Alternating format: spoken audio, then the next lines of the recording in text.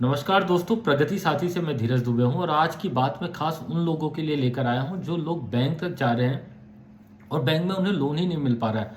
कई लोगों के मैसेज थे, कॉल हैं, या कई लोगों के मेरे जो वीडियोस हैं उसमें रिप्लाई किया हुआ है कि अप्लाई ही मत करो, यहाँ तो लोन मिलने वाला नहीं है। तो ये जेन्युइन बात भी है, कई लोगों के साथ हो भी रहा है। लोग बैंक तक जा रहे हैं और उनको लोन नहीं मिल रहा है और उनका जो भी मैसेजेस है ना, मैं उसको गलत नहीं कह रहा हूँ, बिल्कुल सही भी है।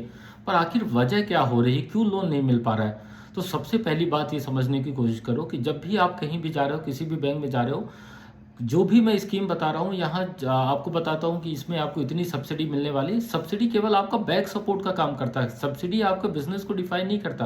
तो पहले जो भी काम करने जा रहे हो, चाहे वो पीएमएफएमई हो, चाहे वो पीएमईजीपी हो, एनएलएम हो, कामधेनु हो, जिस स्कीम में भी जा रहे हो आप, तो आप पहले अपने बिजनेस को समझ के जा रहे हो। मैं एग्जाम्पल लेता हूँ कामधेनु स्कीम का। आप कामधेनु में जा रहे हो तो आप अपना पहले से तैयारी करके जाओ।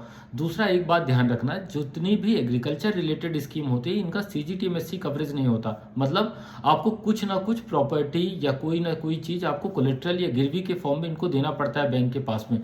बैंक चाहे भी तो वो नहीं कर सकता, तो इसको बैंक को लेना ही पड़ेगा। तो अगर आप जा रहे हो, अगर आपके पास 3.5 एकड़ ज़मीन है, अगर आप 1 यूनिट के लिए अप्लाई कर रहे हो, तो आपको शेड केवल 2500 स्क्वायर फीट में बनाना है। बाकी की ज़मीन का वो आप उसको लैंड का यूज़ डाइवर्ट करा सकते हो, लैंड डाइवर्जन करा के डाइवर्टेड लैंड को आप कोलेट्रल के फॉर्म पे दे सकते हो।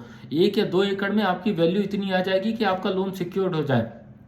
तो केवल कंप्लेन करने की बजाय आप अच्छे से तैयारी करके जाओ, बैंक से समझने की कोशिश करो। कई सारे बैंक हैं, आप इंडियन बैंक चले जाओ, यूको बैंक चले जाओ, कैनरा बैंक चले जाओ। प्राइवेट सेक्टर में आईडीबीआई बैंक बहुत अच्छा कर रहा है, आप यहाँ जाके भी आप मिल सकते हो। ये लोग बड़े एग्रेसिवली तरीके से फाइनेंस कर रहे हैं। कुछ भी प्रॉब्लम आ रही है तो इनके आप ऑफिसर से, अगर ब्रांच हेड सपोर्ट नहीं कर रहा है तो आप इनके हायर अथॉरिटी को आप अप्रोच कर सकते हो।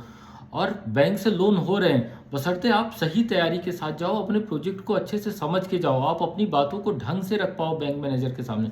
फिर भी नहीं होता तो आप मुझे भी मैसेज कर सकते हो। आपको लगता है कि मुझसे बात करानी है आपको ब्रांच हेड से, तो आप मुझे भी फ़ोन कर लेना, मैं भी उनके साथ बात करने के लिए तैयार हूँ।